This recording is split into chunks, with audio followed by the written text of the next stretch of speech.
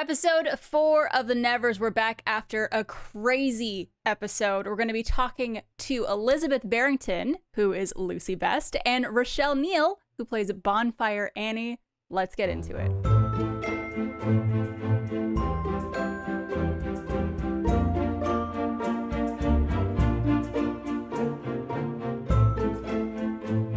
All right, well, welcome back to another episode of The Touch Base, HBO's official podcast for The Nevers.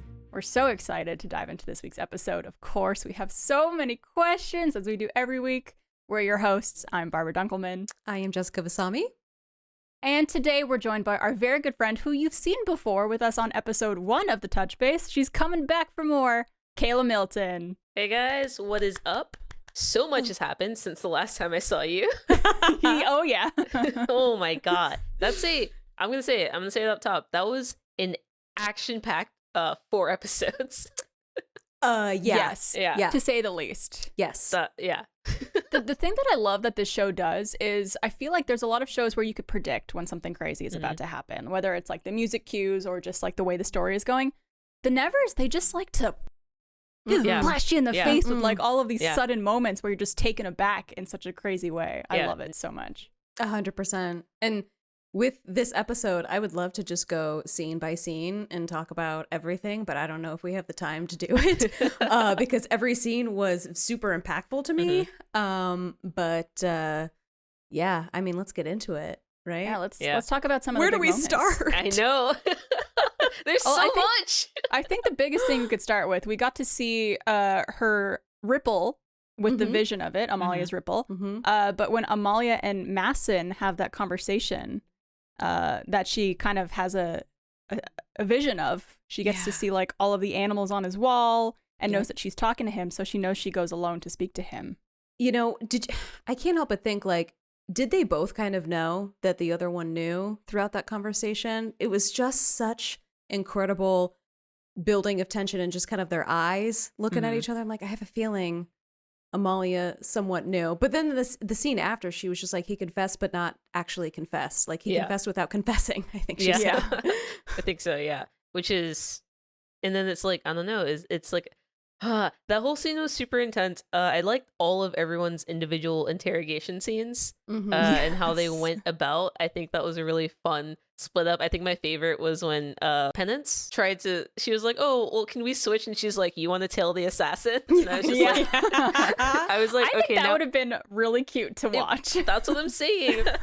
I even think the way that they did the scene between Amalia and Masson, of just how they kind of role played the situation, where Amalia was, I guess, Mary in the situation. And I thought that was a really clever way to kind of talk about what they needed to talk about. You know what I mean?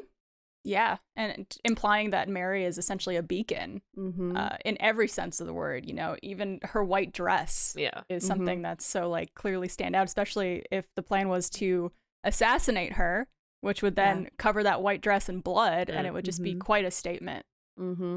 He's scary. He really is. He's just a terrifying character. Yeah. What did you guys think of when he did approach Amalia in that scene, when he was like, well, what if somebody that could see the future might have seen this actually happen, and she just didn't answer back? For that split moment, I'm like, did she know? Did she not know? That would have been messed up. Yeah, if she knew. And there's so much, again, I'm like, I know we know this and we talk about this in every episode, but like, there's just so much more to Amalia, and every episode I feel like we find out more and more, like the conversation between her and Penance on the staircase. Amalia again, you know, saying like, I was just left here with a mission, no other information. And then she also is like, I've been left here as a woman, something about, you know, where you can get killed as a woman just for having a voice. I'm like, where is she from? Yeah. What is, I don't know. I mean, we already know that that's not her face, so. Yeah. Right. Which, and that we also find out at the end of the episode, she says that she was left there. Yeah. Yeah. With like a mission that she didn't ask for or didn't really understand. Exactly.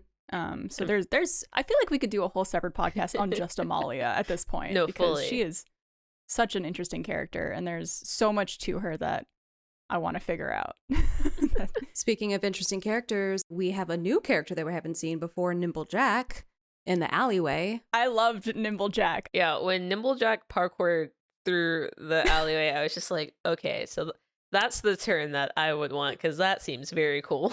Perfect way to say it. Yeah, parkour. They're very like a magical type character, I feel. Oh, fully. It's just like, what are you doing in here? Where'd you come from? But apparently they're working for the Beggar King, it seems like. I feel like you could never be too sure. Like, I want to say yes, they're definitely working for the Beggar King, but who knows at this point? I will say that a character in London, Britain, the UK, this area, named Jack during this time, untrustworthy, only in it for themselves. Something about it's what Nimble. Come on, that's Nimble Jack. Nimble Jack is in it for themselves. Yeah. That's endearing. Nimble. Could be so many things. There was definitely also, I don't know if I'm picking up on this too much, vibes. But there was a little bit of tension between the two of them. Absolutely vibes. I literally messaged Jessica during the episode about it. I was watching it at my desk and I just slacked her and I was just like, I don't know, I think they should kiss. Like, I don't know, is that just me? Why not? Kayla, yes. I know. I'm sorry. Yeah, I feel like each episode is just me being like, I don't know, I feel like they were giving each other vibes for like different characters. Yeah. And big moment.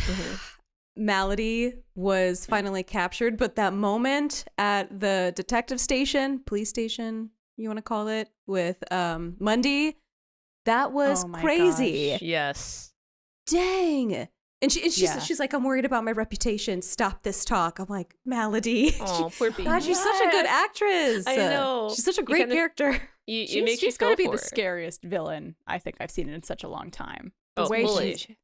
I feel like she's just going to like eat someone's face off at any moment. And I love it. Yeah. And the fact that she went to the funeral, but she was in the coffin having a cuddle with Mary was insanely terrifying. Yeah. Chills down the spine. And no one knew. No one caught on to that. She's sneaky. She always sneaky. Has been. You know? When he jumps out the window to chase her and she's like, that's lying too. Yes. Yeah. Yes. That was I love a good likable villain. She's so fun. You're right. Honestly, that's a really great way to say that. She's a likable villain because you have to admit, I think all of us can agree that there's a part of us that absolutely feels for her. Yeah. And kind of wants in a way, like I want to see her be okay in the end. Yeah. In some way. Yeah. There was a point where she said, and I don't want to get too off track here, but she said at one point, I only kill angels. Yeah. Did you guys pick up on that at all? Yes. Okay. And that's, I don't know what that means. And Okay. it's honestly, I love it though. I love Yeah. it though, because she keeps saying some of this stuff. I'm like, I don't know what you're talking about. I'm on board with you though. Like, this is incredible. It's a weird thing for her to have said though, because I remember in the first episode, she said that Mary was an angel. Mm-hmm. Mm-hmm. And then it turned out that she wasn't an angel, but then she said she was like my angel or something when she was talking about the cuddling thing, and it was just like very all over the place. Like I couldn't place like, but you know, what we do know is that she did not do it. She did not kill Mary, because if Clearly. she had, she would have claimed it fully. Well, that's why like I'm very interested to see this Malady character and like where it goes and what her motives really are, because as you guys said, she in a weird way is a very likable villain, and I think it's because I think we feel like there's something else at play here. Like she's not innately evil. Like maybe there's something else controlling her, or she has like a different motive. So, and also her past. You know, there's we know a little bit about her past. Yeah. So I know also we touched on Amalia talking to Masson. Yeah. But what we also find out is that Lucy, to an extent, is in cahoots with Masson, and there's something at play there. Yeah. We found that she had a conversation with him, and I don't know if she thinks he has a cure for being touched, because I think Lucy, we've clearly seen that she's very unhappy with her turn. Yeah. It's obviously brought a lot of pain to her, and, you know, the death of her son. Yeah. Mm-hmm. That was a very shocking moment. I was not expecting that in the slightest. So I was very shocked when I found out it was her. But at the same time, and I think the same time why Amalia didn't, you know, necessarily put the bullet through her head was she felt for her. Like, you went against us, but I completely understand the desperate feeling of like, I don't want this anymore. It killed my son and I just want to be better, you know, which is why she's like, just get out of here. I'm not going to kill you, but go. Yeah. Like it wasn't heartbreaking. Yeah. It wasn't malicious. Like it wasn't like she was in it for power, in it for like herself. It was literally just like, wow, this thing is bringing me so much pain and I want to get rid of it. And if that means betraying my friend, then maybe that'll help everyone in the long run. And it's just like, oh, I get it. But like, also, come on, you're putting everybody at risk. You got to go. You got to get on that boat and you got to get out of England and we can never see you again. Yeah. It's a tough place to be so, you know, at war within yourself with kind of what you are, you know, you're touched versus the cause and orphanage that you're, you know, trying to help support and make better. And then, you know, with the loss of your child, like I was like, I'm going to put myself in her shoes. What would I have done? Like you'd probably just be desperate to find anything you could do to fix it and to just be done with it. Yeah. Especially that line. She was just like, I haven't touched anyone in like 3 years. And it's just like, dude. Yeah. Woof, you know? But then very heartbreaking. But then I guess we've, you know, that kind of confirmed that, you know, it was Masson. So, right? I think so. I mean, I don't know. I think it could be one of two things, in my opinion, at least. It definitely could have been Masson involved, but I feel like it's still Lavinia. I do I too. think she's involved here too. I think she put the hit out on Mary because I'm assuming that she's like, well, if everyone hears that they can go here, then I can't, you know, trick them into being lobotomized and working in my mind thing. Yeah. My mind thing. Well, in my opinion, my favorite part of the episode, which just crushed me in good and bad ways, is the ending scene. So, you know, like Primrose and Harriet and Myrtle all worked on, you know, finding what the song meant. And you see them translate it, which was so incredibly beautiful and heartbreaking and sad. And then Amalia. Yeah, that was a cool scene. Also, Harriet has one of, I think, my favorite lines of the series. I wrote it down, where she said, "How are we ever going to see justice if we're not part of justice?" Which is like, oh my God, chef's kiss. That is so powerful. A chills moment. And we were talking about right before this how the ending scene gave. I think that's the perfect way to describe it. Is like it gave us chills. It was chills down your spine watching that entire end scene. Yeah. She had such a visceral reaction, Amalia, to that. Figuring out what that song was about. Yes. I need the next episode, like now. I know. Yeah, it's one of those where I'm, you know, I love and hate that we can't binge this show because if we could binge it, I'd be through it within obviously immediately. But I actually about 6 hours, love, I love living throughout the next week in the tension and the mystery until we get to see the next episode. Yeah, and as a reminder to everyone watching or listening, we are watching the show along with you guys. So again, we don't know anything else besides what the episode shows us each week. So we're with you. We're with you on the frustration of wanting to know what happens next. Equally captivated. Yeah. And also, speaking of the last scene with, you know, them kind of deciphering what Mary was saying, was that there's actually a BTS video on HBO Max called Creating the Nevers, Confrontation and Translation, that actually dives into helping Myrtle translate Mary's song, as well as digging into that confrontation between Masson and Amalia. So better check it out. You know I will. I'll pair it back. For sure. Yeah. Instead of walk off here and just go watch it now. But before we move on, we actually want to talk a little bit more about Lucy. She was such a huge part of this episode, as we mentioned before. So many crazy things happened with her that I don't think any of us ever expected. No. And I want to pose some questions to you guys, some food for thought. Do you guys think that she really didn't know that Mary was going to be killed? I am kind of back and forth on it. Penance did say that she was the most broken up about that happening, but was that all an act? Two things. If it was Masson's doing, then she's super broken up because like she probably told him that was going to happen. And then he had her hit, you know, and then she feels bad because she's directly responsible for it. Or she's just generally torn up about it and it's not Masson and it was Lavinia, so she was genuinely shocked that it happened. But also maybe she still thinks it was Masson that did it.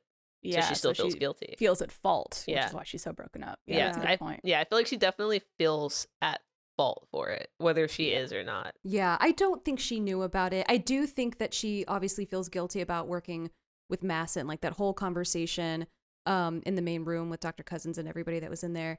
You know, whenever they brought up Masson being one of the potential people that might have done it, she kind of like switches gears and tries to deflect a little bit with him. Like, oh, well, you know, he's not paying people down at the port or whatever. And I was like, when I watched it the second time, I was like, I see what you're doing now.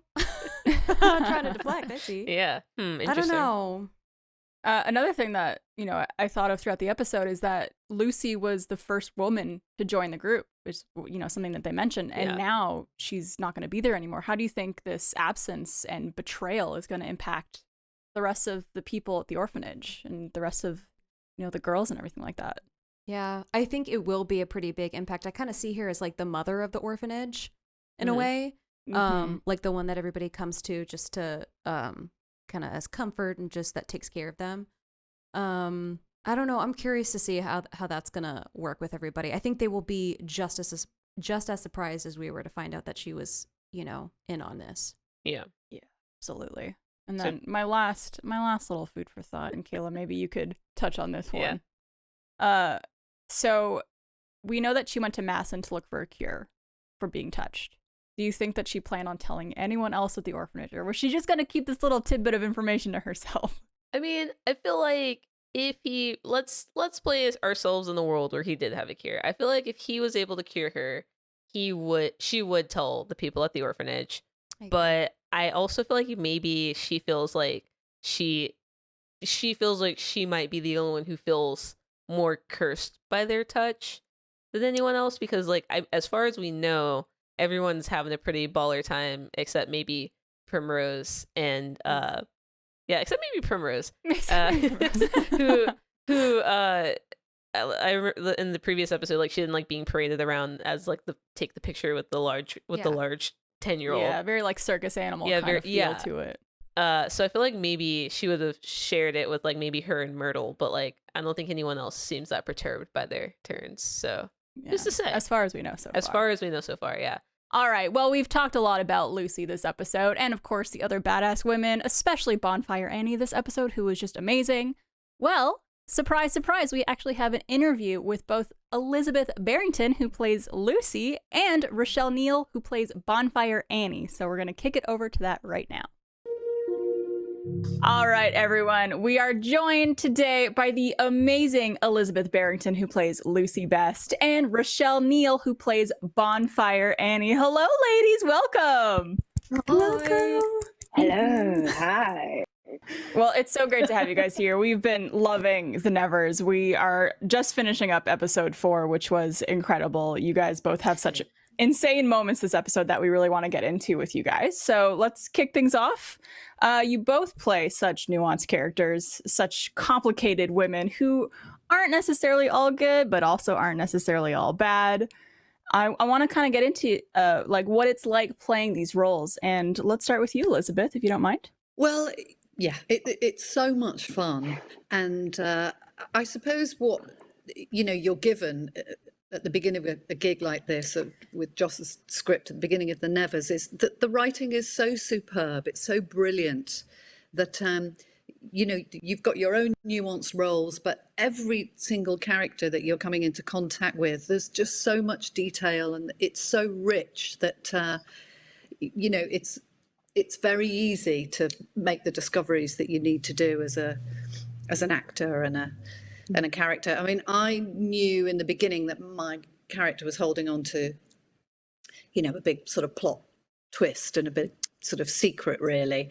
But everything other than that, it's just it just feels such I don't know what Rochelle thinks, but being in the space and being at the orphanage, it was such a natural place to inhabit. It's sort of no acting required. I think it's funny really with characters where they're like not really good but not really bad, because I think that's always, I think you might be the same, Lizzie, that feels more real. Like in real life, none of us are ever just one thing, we're very complex. True. So I think us being not good but not necessarily bad, I'm like, perfect, we're human. And that's a great way to put it. The dream. And it's like, I find that's what I think with definitely with Bonfire. It's like, you know, no one ever thinks that they're the baddie in their story. Like, you're always the hero of your own story, so you always have a reason, even if you do something a bit shitty. So yeah, I think of her like that, and that was kind of a big pull when you think of the character.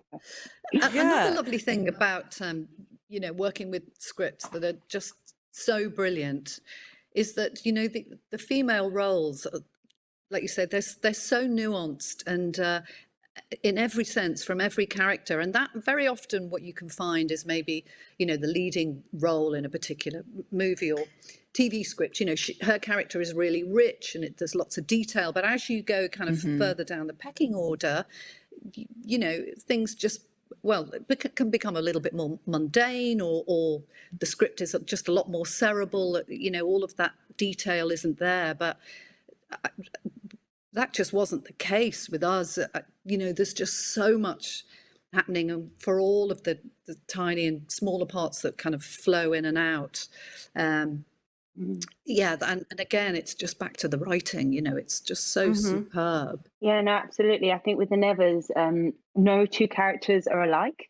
And consider it's so interesting to see how we all could literally, I would think every single character in the Nevers could have their own spin-off, because they're all just so different and they all have such different journeys and they all have such different sort of starting points even within the show.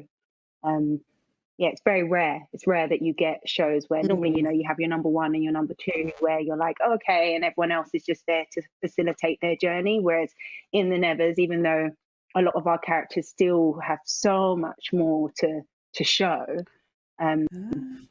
you still know where you are is rooted. Well, Elizabeth, you know, obviously this was a huge episode for you. How did you feel reading the script and learning about what Lucy has done?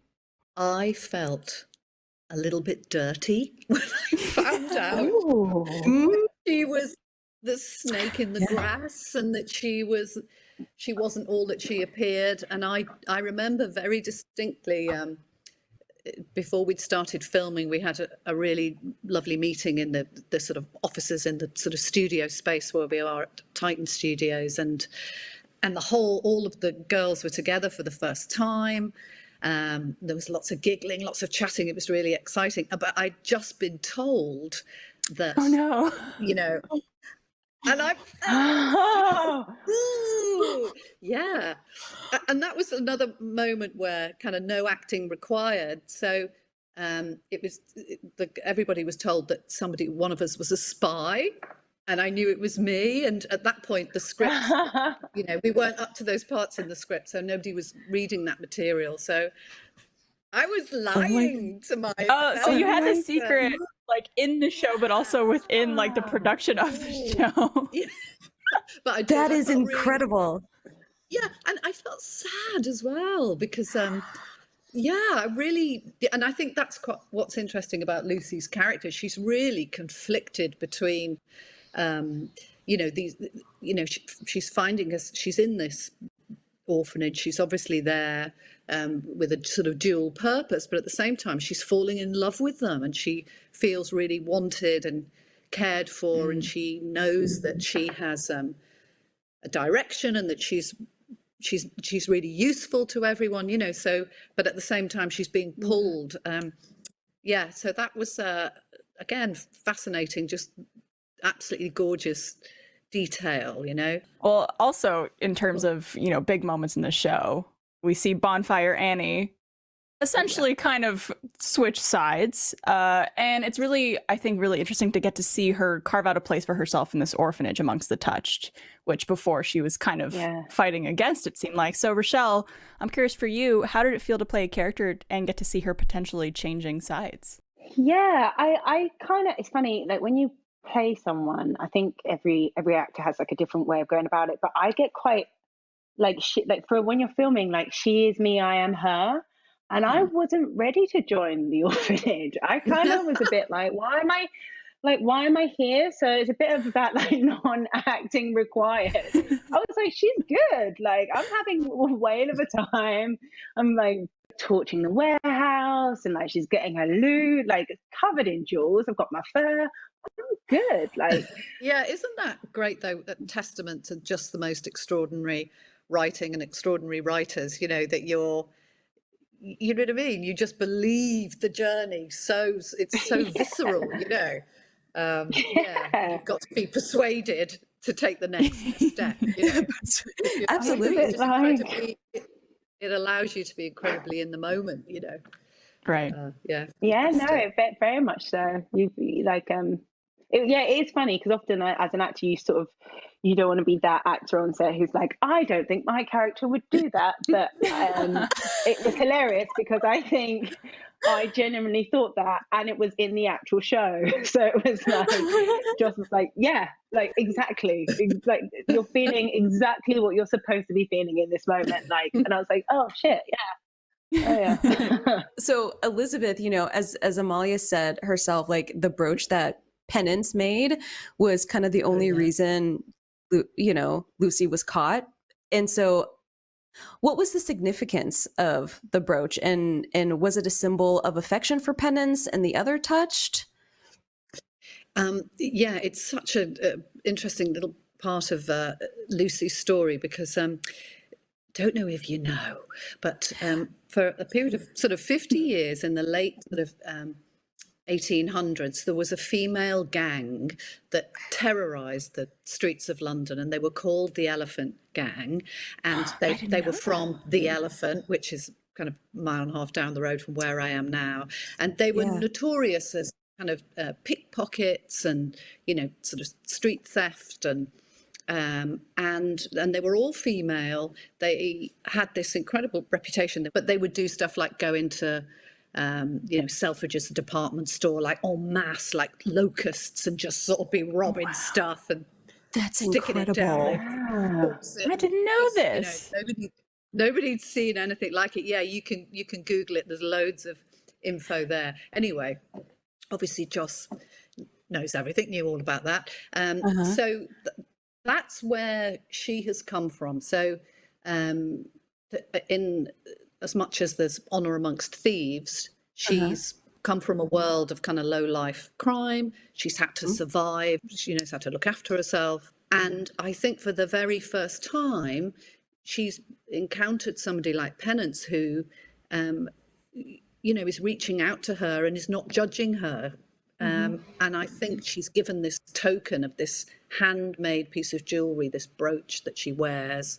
And I don't think she's ever had anything special in, and it signifies huge acceptance for her. So I know, I think it was in episode, like, was it episode 1 or 2 where you guys were talking to Augie at the party where you mentioned that, but you telling us the backstory is fantastic. That was so interesting.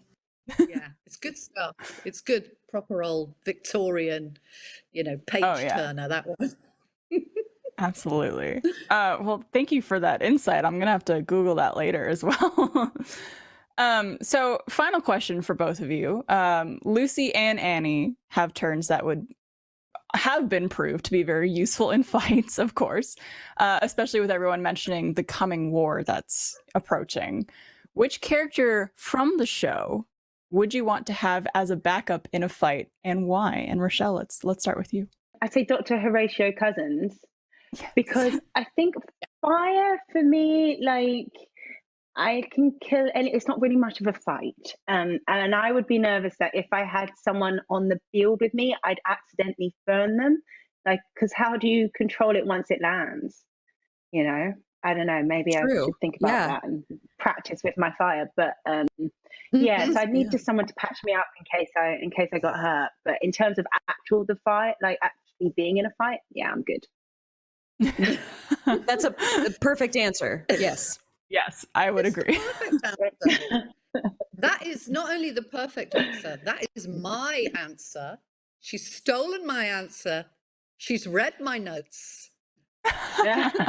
She read my notes. I was like, I know. I was like, what's she gonna say? Yeah, you do. You like whatever you get up to, you want the guy who's gonna sort of patch you up afterwards. Absolutely. Isn't it brilliant though? Because you know, I mean, who needs an army with Amalia and, Bonfire with a fire, and Lucy can sort of, bring the walls crumbling down. And then you've got So Nimble scary. who can stop the fire in case things get out of hand and you're literally burning down the house, True. It's just like, yeah. Maybe Nimble. Maybe Yeah. Nimble. That's true.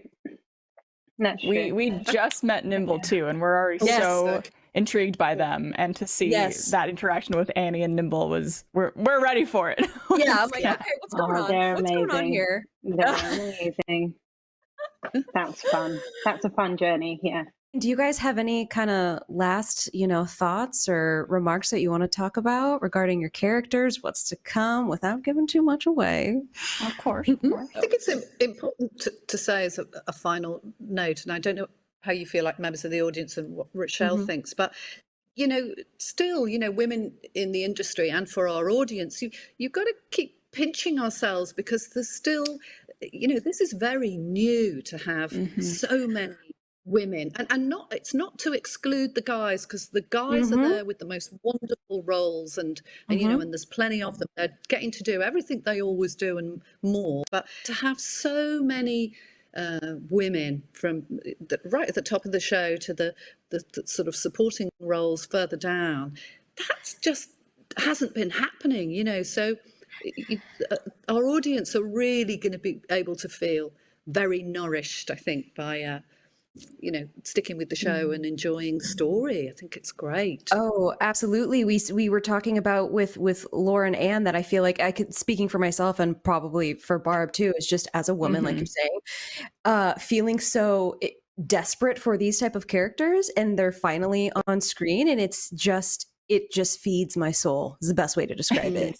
It really is so, it's very fulfilling. I think that's so lovely. I think especially, actors, sometimes you have that feeling of like, I don't know, like you're not saving lives and there are so many other things happening in the world. So I feel like it's so lovely when you're a part of something that is having a really positive contribution to society, and whether it's just holding up a mirror to be like, maybe have a look at this and we're reflecting back something, or whether it's just representation, like the mere fact that you're in the show will mean something to someone. And I think it's beautiful. Yeah, thank you guys so much. This was absolutely incredible. You guys are both an absolute delight. We're still in shock about Lucy's situation. Eager to see more of Annie, but we cannot wait to watch what comes next. So thank you guys so much. It's been a pleasure. Thank you. Yes, absolutely. Thank you. Thank you for having Thanks us. for having It's been us. lovely chatting with you. Well, that was an awesome interview with both Elizabeth Berrington and Rochelle Neal. Thank you guys so much for joining us. I can't wait to see what happens with Bonfire Annie, and if Lucy will ever return. I guess hopefully we'll find out on the coming episodes. And that next episode 5, the title is called Hanged.